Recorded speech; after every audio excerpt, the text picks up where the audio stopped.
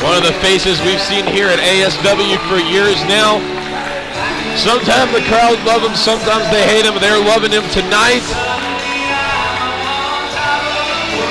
Squeaky Clean Casey King, ladies and gentlemen.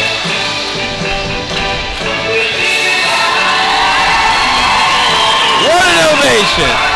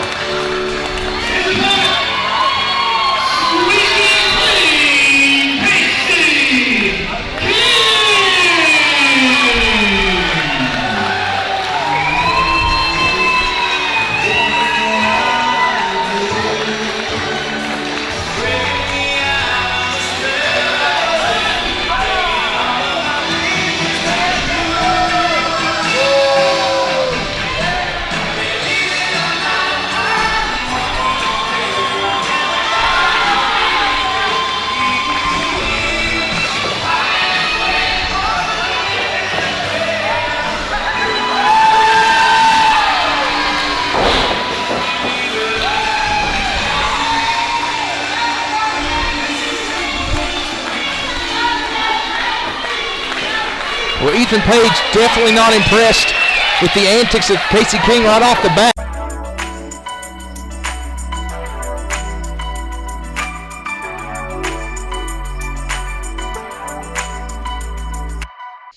Believe it or not, I'm walking on air. I never thought I could feel so free. Flying away on a wing and a prayer. Who could it be? Believe it or not, it's just me and Casey King. Oh my goodness. Casey King, Squeaky Clean. How you doing, my man? I'm doing great, man. Just enjoying my Saturday off from taking some bookings and relaxing at the house, man. Thank you for having me. Good for you. You're a damn hard-working man. Recently against Pillman Jr., how was that? It was a good experience, man. It was. I like to test myself sometimes. I think there's a stigma that surrounds me sometimes, and it's a stigma I like having that I'm just a funny guy. I'm just a comedy guy. Mm-hmm. I like to have fun, and I don't take wrestling that seriously. But I do. I'm training more than most people in the area, and putting in work, and I'm trying to be the best wrestler I can be. So when I get a chance to go in there and wrestle people like Pillman, I get a show that I can hang with them. And I think I earned his respect, and I think I earned the respect of the fans that night. And we had a great show for All-Star Wrestling. So it was a lot of fun. And I didn't get the win, unfortunately, but hopefully there'll be many more encounters to come between me and him. I hope so. And I mean, it's Pillman Jr., so don't get down on yourself. It's Pillman Jr. Yeah. Huge fan of that guy. I was fortunate enough to meet him myself. I'll tell you a quick story. I was eyeballing him the whole time at the show. I was just stalking him, waiting for my moment. You know, it's Pillman Jr. I've been a fan of him since day one. Oh, yeah. So finally, at the end of the show, they tell people, hey, when you leave, meet Pillman Jr., and he'll be by the door. So he signs his autographs and stuff. And I'm putting away the cameras, and I keep watching. I was like, man, once that last fan goes, he could go out into that mall, and I'll never see him again. Yeah. So he sat down to eat, and I was like, man, he's eating. I'm like, man, I'm sorry you're eating, but can I get a quick photo? And he's, sure. So that's my Pillman Jr. story. Yeah, nice as can be. During the match, we kind of butted heads, and he was kind of making sure I remembered that he is Pillman Jr. and I'm Casey King. Okay. And by the end of it, I think I kept up with him, and I held my own, and we shook hands and hugged at the end of the match, and I think we both went home happy. But yeah, nice guy. During the match, a bit of a jerk, stepping on my back and smacking me in the butt, and just roughing me up a little bit. But it was a good fun, and I think that we were the main event, and I think that we were we held that spot well. For sure, no doubt in my mind. I hope to see the entire match, and more, like you say, more to come. Speaking of which, AEW is going to be in your neck of the woods here soon. Yes. So, I mean, you going to go hit them up? You going to give them a visit, or? Well, I've been there once before back in October. I didn't get a match, but I did get to be one of Dalton Castle's boys in his match with Chris Jericho for the Ring of Honor World Championship. Awesome. I went down there with Huff Manley. I know you know him. We rode down together, and we got to do that experience, and I was really glad to be able to share that experience with him. And then a couple weeks after that, I wrestled Ethan Page. Nice. He's all over the place in AEW right now. And I got the email a couple weeks ago inviting me back down there for the Lexington, Kentucky show. I'm licensed in Kentucky. I don't know what's going to happen. I could just be going to hang out. But, since then I've wrestled two of AEW's guys, and I hope that I can get a spot this time. And if I do, I'll make sure they remember me. So I'll be down there. Don't know what I'm doing. I might just be there watching as a fan backstage, but I'm going to use that experience, and I'm going to soak up everything I can. For sure. We'll be pulling for you back home. But Thank you. Yes, sir. Like you say, though, it's an opportunity. You can pick some brains while you're there, whatever. Even if you're just there to walk around, what's still hell of an opportunity for you. Yeah, last time we were down there, like I said, we got to be extras on Dynamite too, which was really cool, live TV. But before the show, William Regal, who's no longer with the company, unfortunately, but he held like a little mini seminar with all of the extras. And we just sat there and we talked to him and Eddie Kingston for like an hour, picking their brain, asking their questions, and it's soaking up all the knowledge we could. And that was just a bonus. That wasn't planned. I went backstage. I don't know what I was doing. I think I was taking promo pictures with their guy, and I got back, and Huffman was like, "Hey, Regal's doing a seminar out by the ring right now." I was like, "Oh, let's go. We got to get out there." Wow, that's so cool. I love that about AEW, how they're looking out for the next generation or this generation or whatever. They're looking out for everybody. That is so cool. Yeah, it was a lot of fun, man, and everyone there was super cool. Like, I showed up expecting not to know anyone except Huffman, and everyone there. I ended up knowing most of those guys, like Lord Crew and Mickey Midas and the Outrunners and Haley J and Crean Amanada and all these people that I've been on shows with and I've worked with, and everyone was so nice. Jerry Lynn is the nicest guy. I've always heard that, but I got to meet him there, and he's just the nicest dude. And Sean Dean and Dalton Castle, everyone there, man, super nice, super professional, and I'm excited to be back. That's awesome. It sounds like you're living the dream. Are you living the dream? That's what I keep telling myself, man. There's some days that I wake up and I don't like wrestling. I like wrestling. I just don't like the all the work that goes into it. Sometimes I want to be lazy, and I know I can't be. So I'm not the biggest guy in the room, so I got to work hard.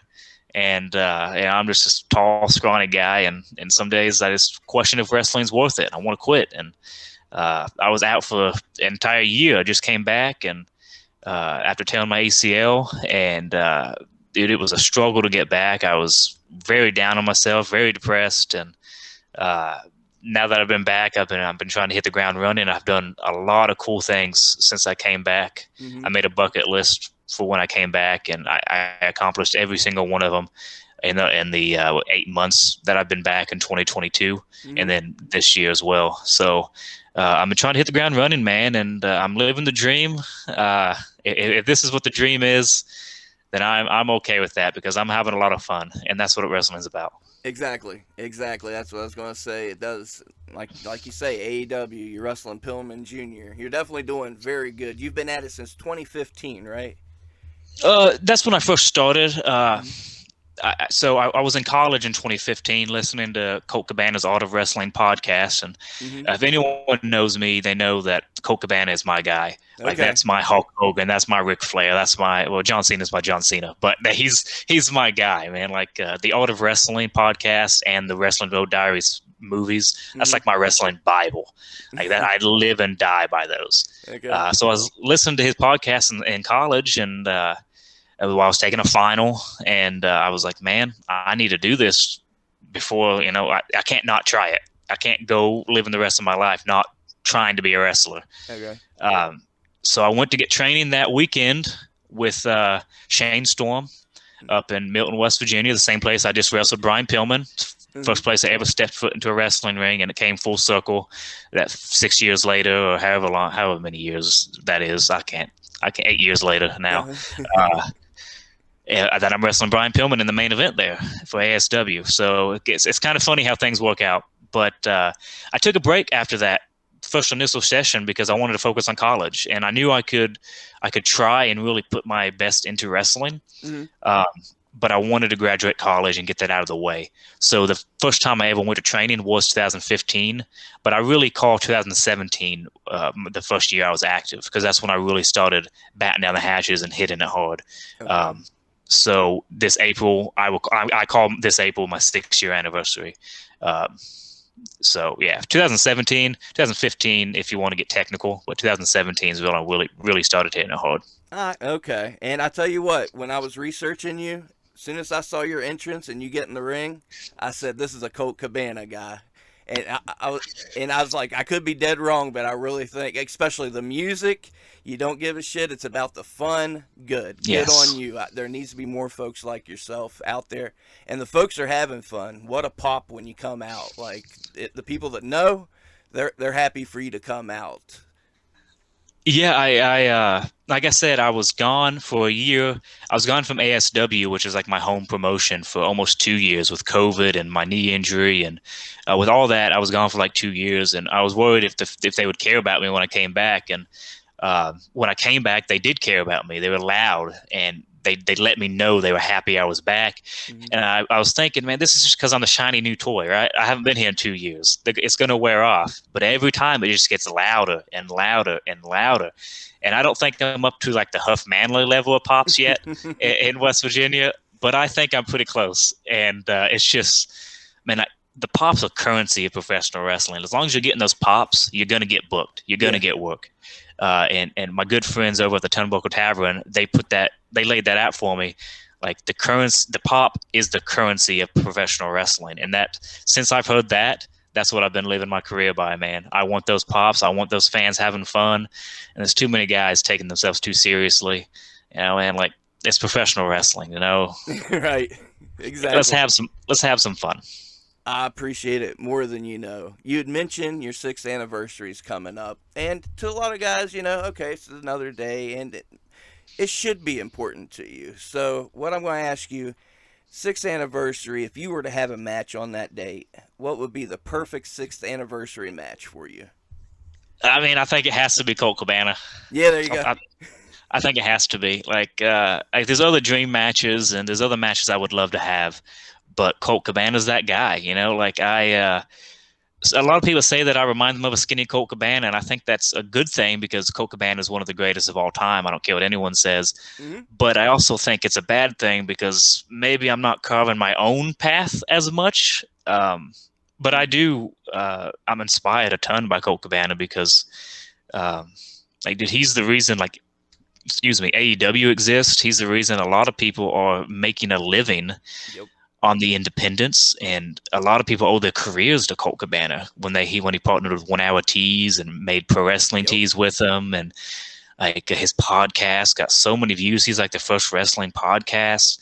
His movies, man, like, he's so underrated and undersung.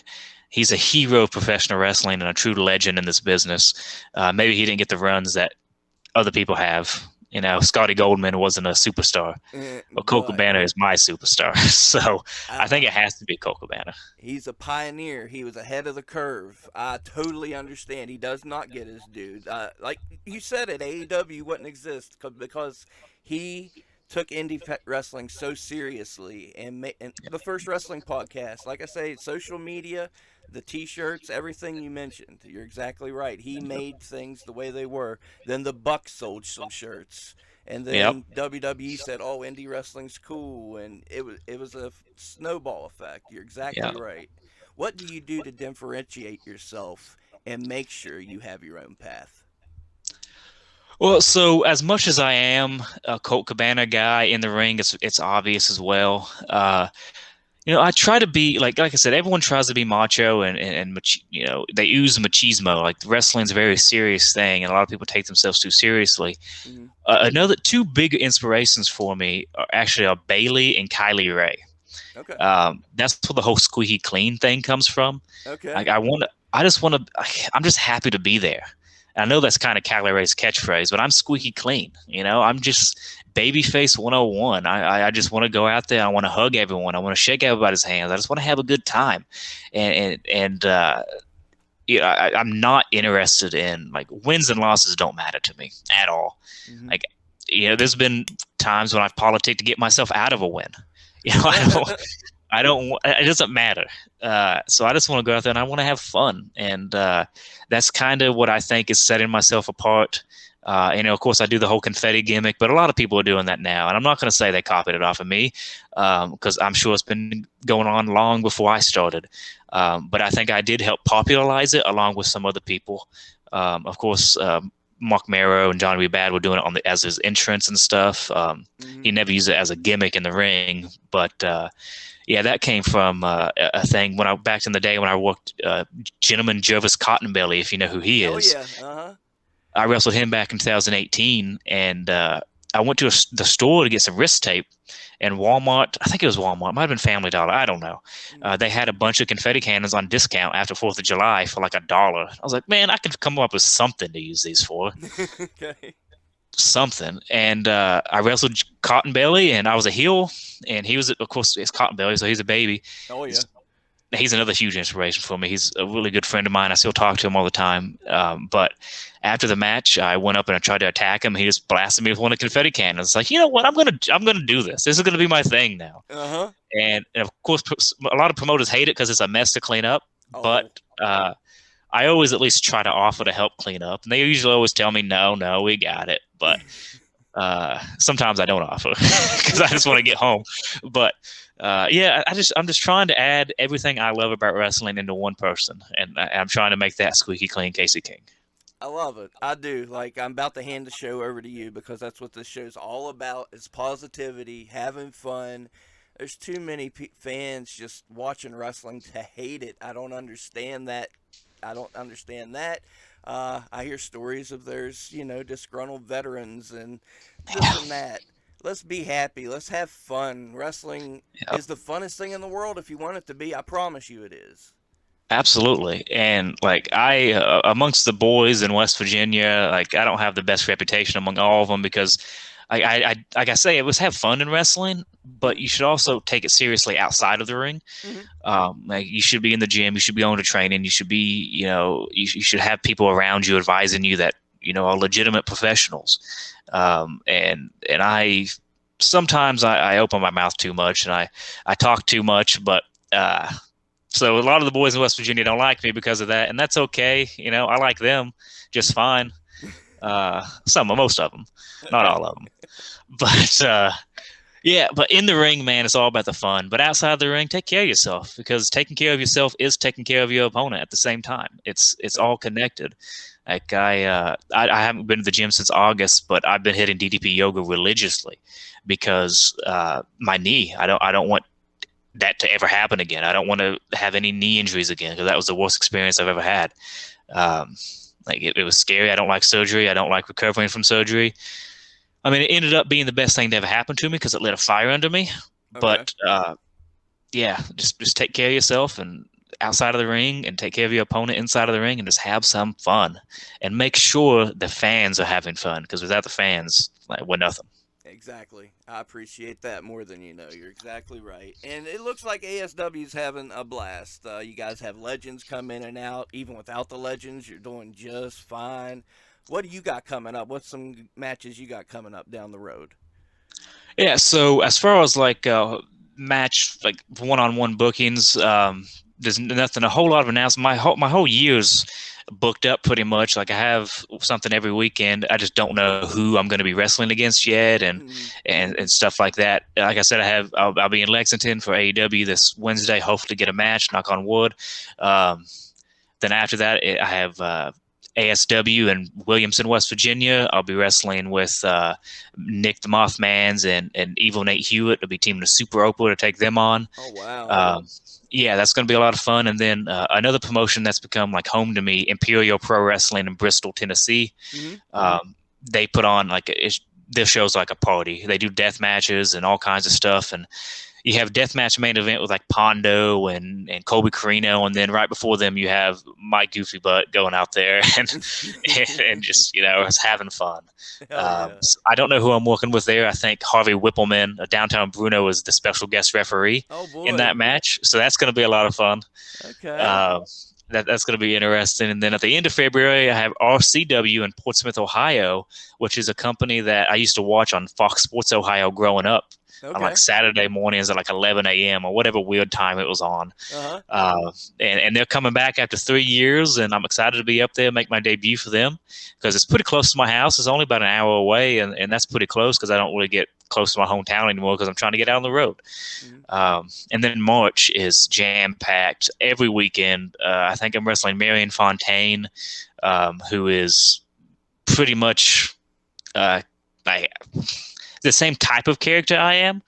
I think I'm going to be working heel against him, so it's going to be kind of cool working against somebody who wrestles like I do. As on the other side of the spectrum. So I got that. I'm with Tri-State Wrestling up there in Cincinnati as well that weekend. I'm in Cincinnati a lot in March. And then promotion that I help out with, I'm not sure if you've heard of them. They're in Charleston. They've been gone for over a year now. Pro Wrestling Conquest they're making their return on March the 17th. I'm wrestling Lord Crew that night. I don't know if I'm supposed to say that yet, but Lord Crew. You heard it here first. Lord Crew. If no one tell Derek I said that. But it's going to be a good show. Matt Justice has already been announced for it, and if you know Matt Justice, he gets crazy. Yeah, he does. So Levi Everett's the champion up there, and he always puts on a good show. If you haven't made it out to Pro Wrestling Conquest, I strongly urge you. This return show, March the 17th, is going to be bananas. It's going to be a whole lot of fun. They serve alcohol at the venue, so if that's a drawing point, man, come on down, have some beers, watch some wrestling, and just have some fun because that's what it's all about. I keep saying that, but it's true. No, say it more. Please say it louder. I preach it all the time myself. I'm glad to have you on. I tell you who set this up. Let's go into Phineas McMichael, my man. He set this up. He reached out and said, I got the perfect guest for you. He was right. He knew what he was doing. So you obviously mean a lot to him from what you've told me. Tell me a little bit about training these kids and what it means to you. Well, I'll never say that I've trained anyone because I'm just I'm just a goof. I'm only 6 years in. I've done a couple cool things. I've traveled the country wrestling and I've traveled the country on another man's dime and making a living and doing what I love. But I was originally trained by Bobby Blaze, and he's from Ashland, Kentucky, same place I'm born and I still live in. And he taught me everything I needed to know to get started in the business. And I'm very thankful for Bobby. I love Bobby to death. He's a legend in this business. Former Smoky Mountain Wrestling champion. If you don't know Bobby, just go watch Bobby versus Chris Candido at Thanksgiving Thunder 94, and that's all you got to see. Okay. It's fantastic. Then a couple years later, I got started with Jillian Hall, who's also from Ashland. How about that? Yes. Jillian Hall, right? The Jillian Hall. It's a small world, man. Tell us all you can about her, please. Yeah, she's my mom. She's my wrestling mom, and Bobby's my wrestling dad. So me and Jillian got together and for a promotion over in Ironton when she was training over there, and we split off from that, and me and her opened up our own wrestling school together called the Hip Toss House, and we operated out of the Power Slam Academy in Nitro, which is where Phineas trains. Okay. So me and her went kind of into business together, and I was her assistant trainer up there, and we had a really good group of kids that were just working hard every single Sunday for us for 4, 5, 6 hours, and some of them are out there doing their own thing in wrestling. We got Josh Williams out there right now, Judy Hendricks, myself, of course. So there's more that are coming up. Hunter Hutchinson's coming up. He took a little bit of time off, but he's coming up. He's going to be good. And Bishop Baylor, he's coming up doing his thing. But I go up to the Power Slam Academy still pretty much every Thursday on and off. Sometimes I take some time off. It's just a bit of a drive for me. But but I try to go up there every Thursday and help these kids that they have coming up there, because there's a lot of good kids coming out of the Power Slam Academy, like Phineas and like Nurse Micah and like Sydney Powers and Troy Black and not Troy Black, Troy Parker. There's just so many kids up there that are just killing it, doing it the right way, which is working hard 3-4 days a week at training. They work the full-time job, they hit the training, they're on the road on the weekends. Micah has a kid and family and a full-time job, and she's still making bookings in towns and trainings, and those are the type of kids you want to help. And if I could do anything to help them out, I will. I've driven with a lot of them on the road trips that I've been on to shows, and I've tried to I try to help get them booked where I can. Man, like this past Thursday, Chance Profit's the head trainer and owner of Power Slam Academy. Mm-hmm. He let me lead the class on Thursday, which is very cool, and everyone worked real hard for me, and I appreciate that very much, and I hope I get more opportunities to lead the training classes up there. But Jillian's, like, I talked to her. I sent her my Brian Pillman match. She hasn't got back to me yet. But Bobby taught me everything I needed to know about wrestling, and then Jillian taught me how easy wrestling is. Okay. But let's say how simple wrestling is. Easy is not the right word. Okay. It's so simple. Dr. Tom always says wrestling's real simple. It just ain't easy. Mm-hmm. And that, Jillian really drilled that into my brain. Jillian's my wrestling mom. She's a legend, and it's a shame she didn't get more of a run. I mean, she was WWE Divas champion. What more could you ask for? She was at the top of the business. Yeah. She was the woman for about 2 hours. But well, she's got her moments, Yeah, she's great. She's a legend, and she's such a good worker. And like, I've done seminars and camps like Dr. Tom Pritchard and Lance Storm and all these guys who when they ask me when it comes up and I tell them I'm trained by Jillian, they always put her over. They always talk about how good she is and how underrated she is. Bruce Pritchard talks about her on his podcast all the time. Like, she didn't get enough of a chance. Like, if you get time, I mentioned Bobby Blaze and Chris Candido. Go watch Gail Kim versus Jillian on Superstars in like 2010. It's just a random match on Superstars, but those women worked hard and they killed it. And I love Jillian to death. I love Bobby to death. Those are my wrestling parents, and I want at the end of my career, Ashland, Kentucky, it's Bobby Blaze, it's Jillian Hall. I wanted to be Casey King. Mm-hmm. Ashland's kind of small potatoes when you look at the grand scheme of things, because they have a legacy outside of here. In wrestling, of course, but that's my first goal. I want to be mentioned alongside them when talking about the best from Ashland and beyond, man. Well, and that's what real wrestling is all these small towns, and there's legends everywhere. So many people leaving their mark on the business. And we go back to Jillian Hall. She's obviously good. They gave her the Britney Spears deal. First time you see it, you're like, oh, God. But she ran with it, made it her own. Like you said, super underrated. When I saw that on your profile, I was like, hell yeah, that's awesome. Because I didn't even know, that she did training or anything. So that's cool that she still was doing that sort of thing. Yeah, so we started together in December of 2020. Mm-hmm. And I had already been active in the ring for about 3.5 years at that point. And on the first day of class, I was the only one there with any kind of experience with matches under my belt. Mm. Excuse me. Everyone else was brand new, starting from scratch. And she asked me, she's like, how many matches you had? And I think at that time it was about 200. And she was like, all right, I just want you to know that starting out, there's not going to be a whole lot of new stuff for you to learn, because I'm working with all these new guys, these new kids. But she said, I made a career off of working with people with a lot less experience than me. So working with these kids and helping these kids out and learning how to cover some stuff up that you might not know how to cover up before, that's going to make you a lot better in the ring. And it has. I now it's a challenge. I like, give me the newest of the new. I want to try to get a good match out of them. Okay. And it doesn't always work out, like, I'm sure. But she made a career off of that, working with, I'm not going to name any names, but working with all those people in the Divas era that, maybe weren't the best in ring, but she was. And, and then I can't remember even what year it was. Was it 21, we separated and started our own venture. And then she had to move to Florida to better herself. She had some opportunities down there. And I miss her. I miss seeing her every day, every week. And but I still keep up with her. And she's still advising me and helping me be a better wrestler today and a better person today. So she's been there for my lowest of lows and my highest of highs. And so is Bobby. But Jillian, man, I'm not here, and I'm not Casey King without Jillian Hall. I don't think I ever would have come back from injury. I think I probably would have just quit if she wasn't there pushing me to get better. And she was really upset about me getting hurt too. Like we did like 6-month evaluations.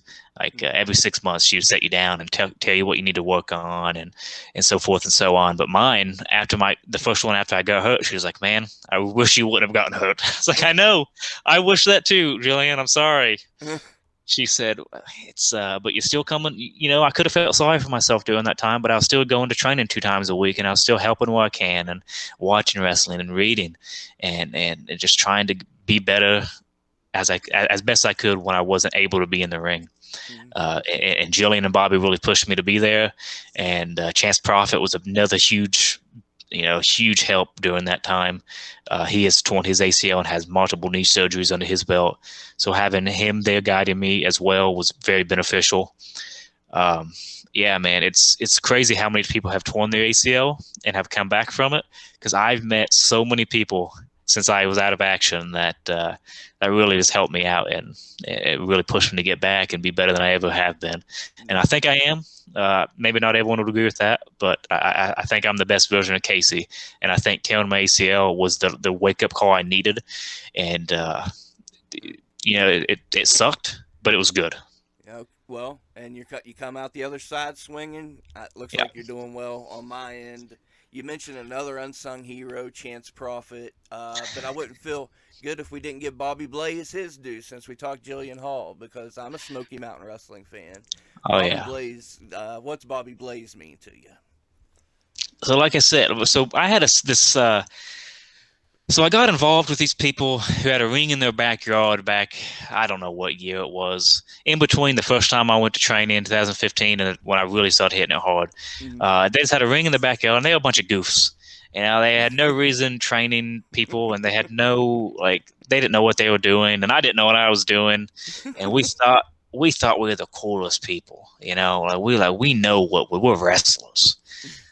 So no one really wanted to touch me back then because I was a backyard wrestler for a second. And Bobby didn't care. He's like, "Man, come on here. We'll teach you how to work." It's like, all right, man, let's do it. And there's a documentary about me on YouTube that a Marshall college student did for his capstone project called "I Am the Strongest Man Alive," and it came out in 2019. And you can see me and Bobby in that doing this workout he used to do every time he was back in town when he was signed to WCW over at the college in town. It's a heck of a workout, but you can just tell how close we are and how much we mean to each other. And I still keep up with him. I sent him the Brian Pillman match as well. He hasn't got back to me, but both him and Jillian will send me like a 5-page text with everything that could be better. Oh yeah, and that's what I want. Criticism and repetition. That's how you get better at everything, especially wrestling. But Bobby, dude, he's for the first 3-4 years there, about 3.5 years, Bobby was my guy. Through COVID, he was there checking on me. He still checks on me pretty much every day. We still keep up, and he's still training people in Ironton, Ohio, over at the Art of Grappling. And I'm not over there anymore. I've went my separate ways, but he's still over there training people. He just loves giving back to the business, and you can tell how much he cares about wrestling. And it's really refreshing, man. It's really refreshing to see Bobby get back into it, because there was a little while there where he wasn't doing anything with wrestling. And I hated that, man, because growing up, you hear about Bobby Blaze, you hear about Jillian Hall, and I used to go to the National Guard Armory where Bobby Blaze was the commissioner, and seeing him just dive over the top rope, kind of like Kane does, how he just goes backwards over the top rope, and I saw that and I was like, this guy's fucking awesome. Right? This guy's cool.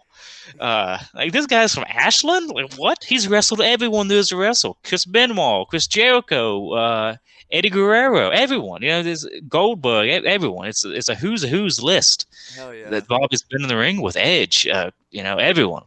But yeah, Bobby is. It's hard for me to put into words what they both mean to me, but my main goal in wrestling is my main goal is to make myself proud, but to make them proud is what I want more than anything. And I think I'm doing it, and they tell me I'm doing it, but I have a hard time believing it because of who they are. Right. But yeah, man, those are my wrestling parents. You guys get so hard on yourselves. I get it. It means you want to be the best you can, but all you guys are so hard on yourselves. I tell everybody, just breathe it in, just live it up. But of course, who am I to say? But still, breathe it in. Don't be so hard on yourself. But I get it. I do. You mentioned these armory shows you went to. I'm very curious about how they inspired you and who you saw at these armory shows in Kentucky, the local indie shows, and when you started going. Anything you can tell me about the scene you was going to before you started? Yeah, man. So when I was coming up, the big guy was Mason Rage. And he was supposed to be a real big deal. I think he got signed to WWE under developmental back around that time, 2006, 7, 8, somewhere around there. Okay. But coming up, Chance Prophet was there. Matt Sigmund from the Heat Seekers was there. Danny Ray, adorable Danny Ray, was there. Apocalypse, better known as Victor from the Ascension. Oh, okay. He was coming up there, and it's this funny story. We went to the very first show we ever went to down there. Me and my buddy Zach. Apocalypse was the reason we went. We saw this guy, and it was old school posters, so there wasn't pictures of anyone. It just said Apocalypse versus Mason Rage, and we were like, we got to go see this guy named Apocalypse. We have to. Yeah. And he's a big dude compared to normal dudes, but his music hit. This is the main event for the OCW Championship, and his music hits, and the janitor from the building walks out of the curtain. Couldn't have been worse timing. And we were like, this is Apocalypse? Like, this is what we... he's just a small, old guy, probably 5'4", old as can be, and had the bald on the top, hair on the sides thing going. And we were like, this is what we paid for? This is Apocalypse? Thankfully, it wasn't, and he came out later. But I told him that story whenever Pro Wrestling Conquest brought him in 2 years ago. I think so, a year and a half ago. And he thought it was hilarious too. But yeah, those are the guys that really, I went every month. And Kerry Campbell was a promoter, and I still talk to Kerry. I never got to work for him, unfortunately, before we stopped running. But yeah, he was running the National Guard Army, drawing big crowds every single month, monthly shows. And then he moved to Moorhead, Kentucky. I never went to any of those. But yeah, Chance Prophet and Mason Rage and J.D. Michaels, who was pretty much like Canadian Shawn Michaels. Oh, okay. April O'Neil. I think April O'Neil. Yeah, I think she was named after the Ninja Turtles. Somebody gonna get sued. Yeah, well, I don't think she's around anymore. Yeah, maybe I'm wrong. I think it was April O'Neil. I don't know, but she was with J.D. Michaels. I think she was his valet, and then Sean Casey, of course. Legend in this business, OVW legend, wrestled everyone from Cena to Batista to Lesnar to, unsung hero for sure. But those guys are the guys that kept me going back, man. Hell yeah. You mentioned Chance Prophet. I was watching him on shows back here. And you said unsung hero, another unsung hero, somebody giving back and has had amazing matches. Have you had many run-ins with Chance Prophet? Yeah, I've wrestled him a few times. The first time I ever wrestled him was my first year in the business. A few months in, I had no business being in that spot, but it was me and Shark Boy versus Shane Douglas and Chance Prophet in a tag team match. Oh, wow. And looking back on it now, I was a goof. I did not know what I was doing, and they all knew it though. And they all knew I was new and green and still learning. But since then, I've wrestled him at Blackgate Wrestling in Wayne, West Virginia. And if you haven't heard the story of Blackgate Wrestling, it is a doozy. Okay, 46 shows in, I have not heard you. Tell the story, please. So Blackgate Wrestling was ran by a guy named Tim Smith. He's a kid. I think he was 18 years old. Oh, wow. He ran one show before that at the Barbersville City Park, He brought in Sammy Guevara and Chance Prophet was on that show. I was on that show. I was wrestling with a broken ankle though, and just a couple other guys. Facade was on that show, and the show went pretty well. Everyone got paid well, and it was a bot show. So I think the Humane Society from up there funded it. So it was a good show. And then he ran again, and he brought in Austin Theory, who's now, United States champion, superstar. And it was me and Chance Prophet on that show, Austin Theory and Facade. Who else was on there? Tyler Matrix, Chance Riser, just a bunch of good, good card. Yeah, and knows how to pick 'em. Yeah, knows how to pick them for sure. And he left in the middle of the show and had his mom tell everyone that he couldn't pay anyone. Oh. So everyone was pissed off, and his mom was saying, "Yeah, do you all want to beat up my son too?" Asking everyone that, and no one ever got paid. I think maybe Facade might have got something, and Austin Theory might have got a little bit, but it wasn't what they were owed or what they earned. But a couple years after that, well, he disappeared from the face of the earth. Yeah. No one ever heard from him again. Yeah, I'd hope so. But a couple years after that, one of his friends who he booked on the shows that wasn't trained, he was nice as can be, this guy. I think his name was Sean. Not super nice guy, one of the nicest people you could ever meet. But he wasn't trained. He didn't have any right to be wrestling. But he was a super nice guy. He messaged me after I beat Tyler Matrix for the FTC championship and was like, "Hey, man, congratulations. I always thought you'd be I always knew you were going to be good, blah, blah, blah." And I just responded, "Tell Tim he owes me money." and by God, Tim Smith sent that money 2 years later. Oh, yeah? So he did send it. I got paid 2 years later. You just have to ask for it. Well, I guess so. But it took 2 years, and, well, Sean sent it to me, so I don't know if it was from Sean or from Tim.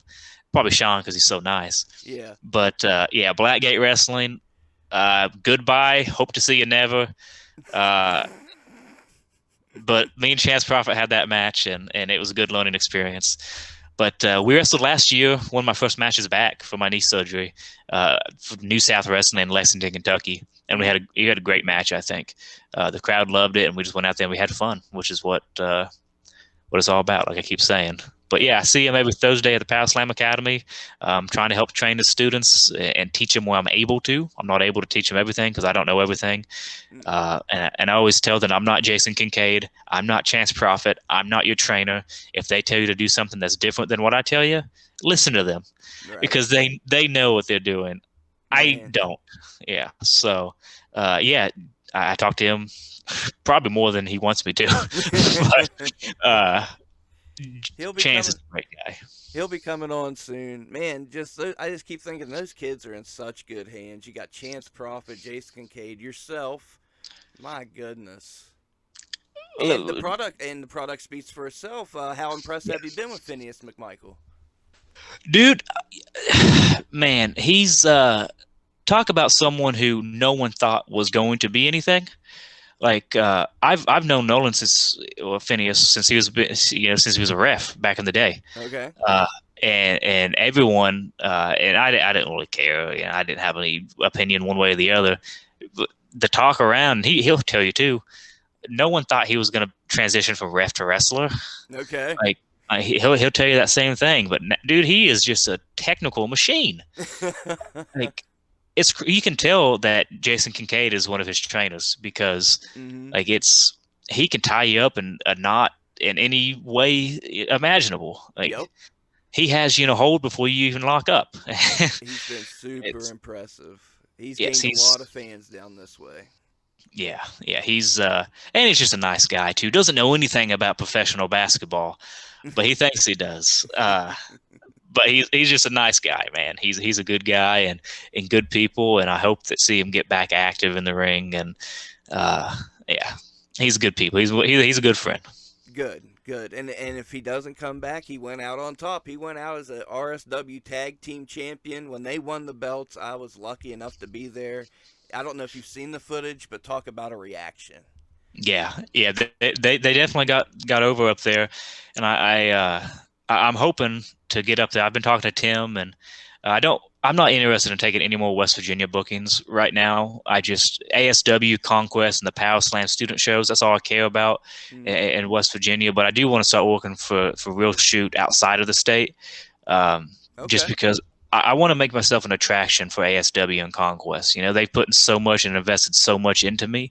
I want to do the same thing back for them. Good. So if you're in West Virginia and you want to see Casey King, you have to go to ASW. You have to go to Conquest. Maybe that's the wrong mindset to have, but that's what I'm trying to do. I want to be an attraction. Exclusivity is a real thing, and I think that oversaturation could kill you. I think it could cost you money, and reps are good, but a bad rep is a bad rep. You know, like I could be working every weekend and not go farther than Charleston if I wanted to, probably an hour away. But I want to get out there more, and I want to get out of. I don't want to be a West Virginia wrestler. I want to be a professional wrestler. Okay. And so I'm hoping to get some work with RSW. I've worked one show with them before. I had one of the worst matches I ever had. Oh yeah. Completely my fault. I'm not going to try to blame anyone else. It was I went up there and I stunk up the joint. So I need to come back and I need to redeem myself, because I'm a lot better than I was then. Okay. And I hope I can show it. Well, I can't wait to have you on a card. Like you say, outside of the state, that's fine. We run outside of the state, believe me. So, oh, yeah. Can't wait. And I really like the idea. You've really opened my eyes to something here of being an attraction, giving back to who gave to you, and having the exclusivity. If you could go into that for me more, because, there could be a definite argument to that. So, yeah, being exclusive, I want to be exclusive here. Instead, get a little bit more into that for me if you can. Of course, everybody is responsible for their own path in wrestling. No path is right, no path is wrong. You do what you want to do. If you want to work every weekend in your hometown, great, do it and have fun with it, and have the time of your life. And if you want to get in the car and you want to drive 12 hours every weekend, to maybe break even and lose a little bit of money just to get your name out there, do that too. Right. I like to be somewhere in the middle. But so when I was starting out, I was working everywhere in West Virginia. Every time a promotion hit me up, I was saying yes.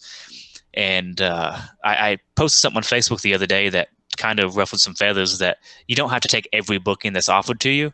And the reason I posted that, I wasn't calling out anyone, or, that's just general advice, because a lot of these kids will tell me like, hey, I got offered the show and I really don't want to go. I'm injured right now. I want to take some time off. I want to spend time with my family. They don't pay me or whatever they're, and I'm like, you don't have to. Don't feel like you have to take this booking because you're new in the business. And, because if you go there, you're going to start getting jaded on the business. You're going to burn yourself out if you're going and you're missing all this family time and you're working hurt. And it's okay to take some time off every now and then. It's okay to take a Saturday off. Okay. But back to the exclusivity thing, you can choose your own path. My path that I've taken myself down is, so I want to be not Mr. ASW, not Mr. Conquest. I just want to be, one of those guys. I want to be a Conquest guy. I want to be an ASW guys, because Conquest booked me in prominent positions immediately as soon as they started booking me, and it took them so long to book me. They would never tell you this, and they never told me this, but I think it was because I was everywhere around Charleston every weekend. There was no reason for anyone to come to Conquest to see me, because they could see me for free down the road at a free show, right. Or they could see me for half the price up the road for $5 right. At a show that I probably shouldn't be working on because it's not the safest, or whatever. But yeah, that's what I'm trying to be. If someone can see you for free down the road on a free fair show every weekend, why would anyone come pay to see you? Why would anyone buy a ticket to come see you? Yep. And like I said, that's not the right mindset. As for the, I have my way, they have their way. As for the right way, it doesn't exist. Mm-hmm. So a lot of people will just work every show and they want to get their reps and they're just having fun. Mm-hmm. And like I've said, that's what it's about. So if you're having fun and you're taking these days and you're working everywhere in the state, and that's okay. Mm-hmm. That's okay. Just know you don't have to. If you ever feeling like you don't want to work for a weekend, you want to spend time with your family, you want to rest up and heal up, because I know I hurt every day. From my knee to my back, my neck, everything on me hurts. My elbows, most recently, I thought my left elbow has been broken for like the last month. Turns out it was just some type of infection that I will never be able to pronounce. But I've been taking prednisone this week, and it feels like it's strong again, thankfully.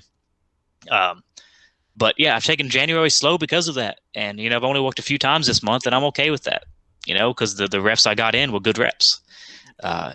Brian Pillman Jr. and Power Slam working with Chase Bennett up there. And he's a new guy that I was able to maybe help out a little bit. So, man, there's no right way to do it. That's just the way I'm doing it. And there's definitely something to be said for working every weekend around your home and not having to drive a lot and still making some money. And there's definitely something to be said for that. And sometimes I'm jealous when I'm on the road, 4 a.m. and I'm tired and I have to pull over. I don't drink caffeine, haven't drank it in 6 years. But sometimes I'm like, man, I really need a Mountain Dew right now. Because I'm going to, I'm going to pass out at the wheel or something. Mm-hmm. So I get jealous of that. It goes back to me not wanting to put in the work sometimes, but I always end up putting in the work because wrestling is wrestling, man. You hate to love it, and I love it. Oh, but we all do. I understand where you're coming from, and the love's obviously shows. You can tell you've got a game plan. It makes sense. You explain it, and it makes sense. Be it an attraction. You're heading to AEW, got your foot in the door there, for what it is. They don't invite everybody, so you're doing something right. So congratulations on that. You're doing well. You're doing great. You're doing just fine. You're at a spot now to where you can make those decisions, in my opinion. You've done it long enough to where, you don't have to work every show. As far as my viewers, whether they be wrestlers, may it be a wrestling fan, we're in the home stretch. Any advice you can give to my listeners, just life advice or the wrestlers' wrestling advice, any positivity or anything you can give to them, let them know before we wrap up this bad boy. Yeah, of course, man. Like I said earlier, there's two things I'll say. Criticism and repetition. That's kind of a catchphrase that I don't know if I don't think I made it up. I'm sure I heard it on some podcast somewhere, but that makes you better at everything from work to wrestling to life in general. Criticism and repetition is how you get better at everything. So take the advice, man. Apply the advice and get the reps in, no matter what it is. That's going to make you better, no matter what it is. And that might sound cheesy. And maybe you can even stretch it to be constructive criticism and repetition. Might be a better way to put it, but it doesn't sound as good. So criticism and repetition. And then the next one is something that I cannot stress enough is just to surround yourself with like-minded people. Yes. There's a lot of goofs in wrestling that I don't know. There's just, like you said earlier, like the bitter vets that, they've been around 20 years and they've only had 20 matches, and they think wrestling their way is the only way to do it, and everything today sucks, and you're killing the business. And I get told that all the time. I made a video a couple months ago around Halloween that my Halloween costume was something all the wrestling vets call me, and I walked out dressed as a bag of trash because that's surround yourself with hardworking people, man. There's so many people working hard right now in wrestling that there's no reason not to be in the car with people who are better than you. The old saying, if you're the smartest man in the room, you're in the wrong room. If you're the best wrestler in the room, you're in the wrong room. Unless you're Jason Kincaid, then you're Jason Kincaid. You're the best wrestler in every room you walk in. But yeah, man, surround yourself with like-minded people. Get the criticism, get the repetition. And for the love of God, I can't tell you something that makes people more mad than when you're talking to someone, you're advising them, and they go, yeah, but. Don't do that to anyone in wrestling. It's a big no-no. If someone's, hey, good match, this is what you could do better. Place this here instead of here. And they're like, yeah, but don't do that. Just listen. You don't have to take the advice. Just show them some respect as long as they're showing you some. Don't take any crap, though.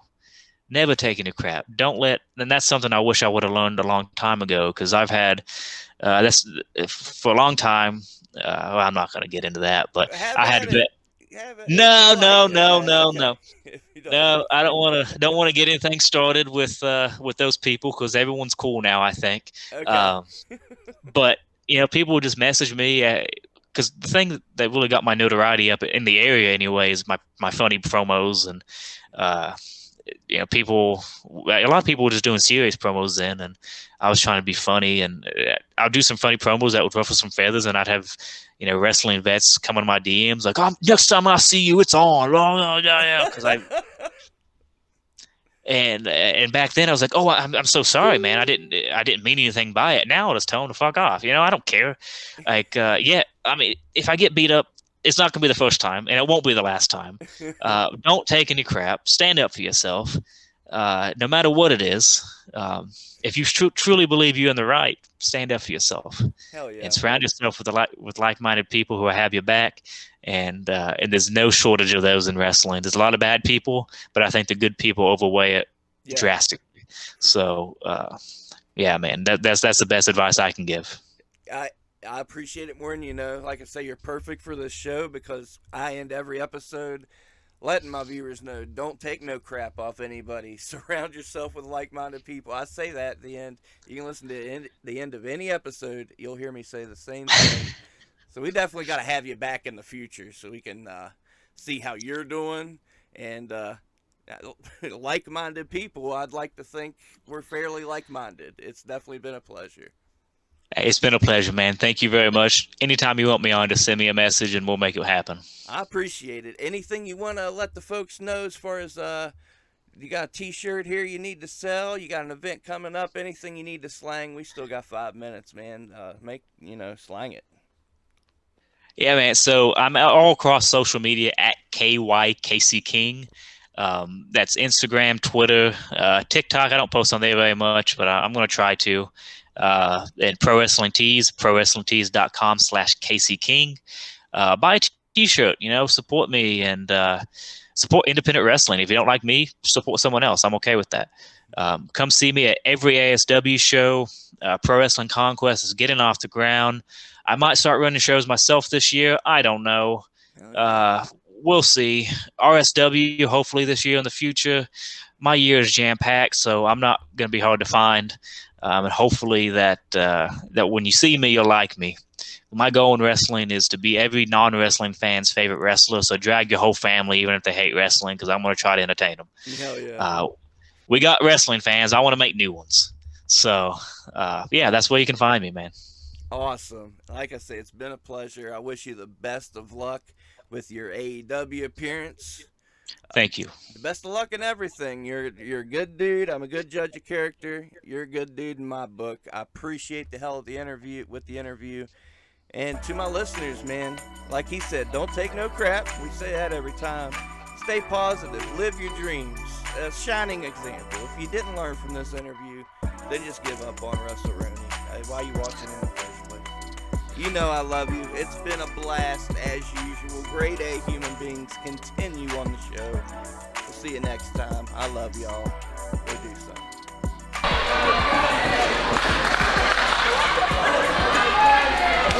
I got this. All right, after 3 squats, Casey's going to go in there and do some work.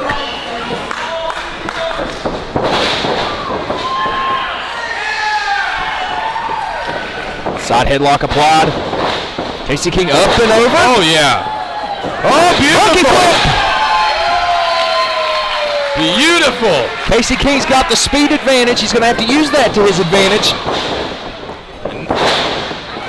Oh, look at that. 1, 2, no. And you see stuff like that is what gives Casey King the advantage. I'm telling you, the finesse, the quickness, and now looking for an airplane spin. And now, but Casey King about made himself loopy there.